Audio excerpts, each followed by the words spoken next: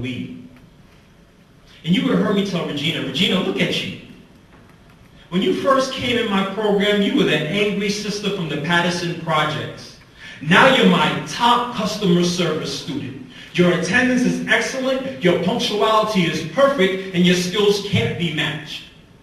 And she looked at me with her big, beautiful brown eyes and said, Mr. De Jesus, it's because you gave me all the skills I needed to be all that I was meant to be. And I was so excited about working with this young woman. I even gave her an opportunity to work in my office from 3 to 5 because she lacked work experience. And every day at 5 o'clock, Regina would go in her bag and grab a blue Walkman. How many people remember Walkmans? Raise your hands. Right? I mean, she would grab a blue Walkman, go in the bathroom, freshen up, come back in the office, say, farewell, good night, Mr. De Jesus, and go home. But on this one day, Regina didn't make it home. You see, when she came back from the bathroom, she didn't have her Walkman. I said, Regina, where's your Walkman? And she goes, oh, snap. And she ran back into the bathroom. And she searched frantically for her Walkman, but she couldn't find it. Then my top customer service student turned back into that enraged sister from the Patterson Projects, and this is what she told me. Mr. D, ain't nobody gonna disrespect me. Referring to the 2 Latina young ladies she saw coming out the bathroom. And I said, Regina, hold up for a second. Give me 24 hours. If I can't find your Walkman, I will replace it with one of equal or greater value. Now let's talk about what a greater value Walkman meant in those days. Double bass. You ever had a double bass Walkman? If you had double bass, you were really thumping.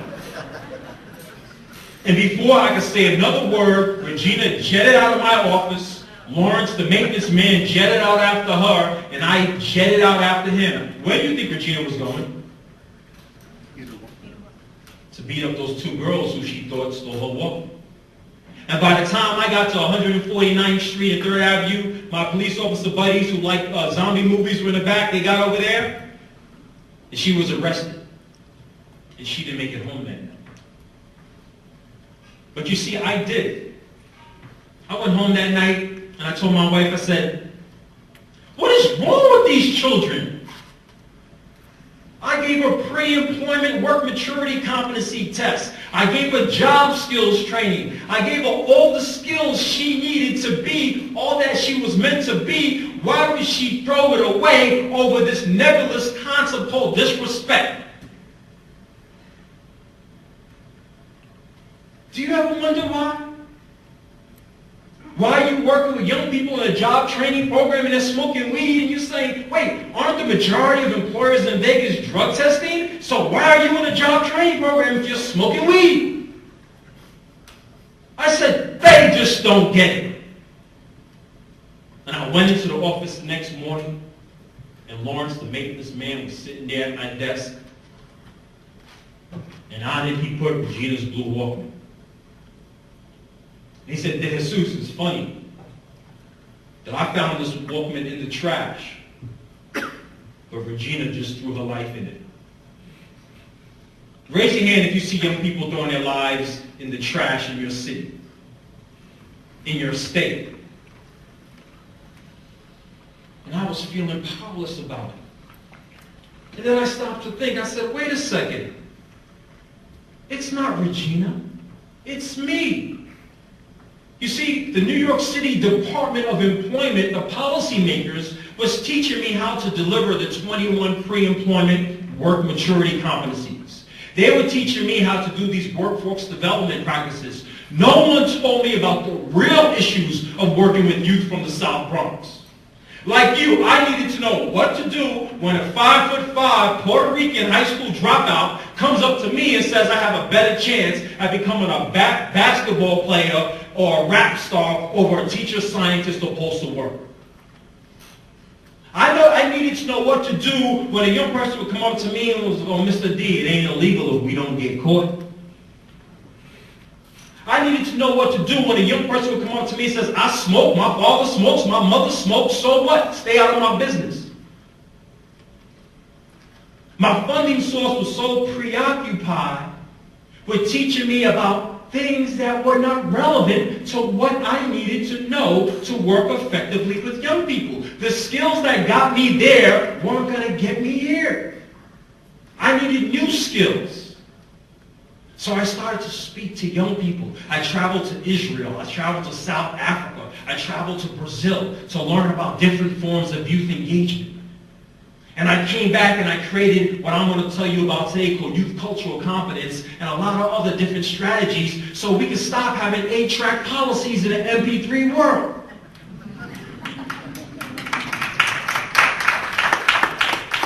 But here's the greatest lesson I learned from Regina, Nevada. If you guys are trying to reach a population, and my law enforcement officials, you know about this, if you are trying to reach a population that is so willing to throw away their life and freedom over being disrespected on the streets, what do you think they do to their educational opportunities when they're disrespected by the educational system? Let me say that again. I don't think you heard me. If we are trying to reach a population of young adults who are so willing to throw away their life and freedom when they're disrespected on the streets, what do you think they'll do to your programs when they're disrespected by your policies? And I know a lot of us don't want to answer that question, but how are our policies disrespecting youth?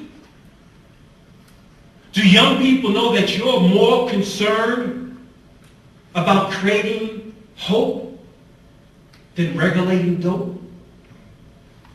Do they know that you are more concerned about managing marijuana than creating real job opportunities?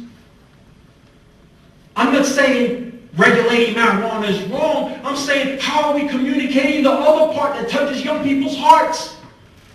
That's where the real change happens. It's not about here, it's about here. We don't reach here. Education is about here. Real change comes from here. So my first point for progress in Nevada is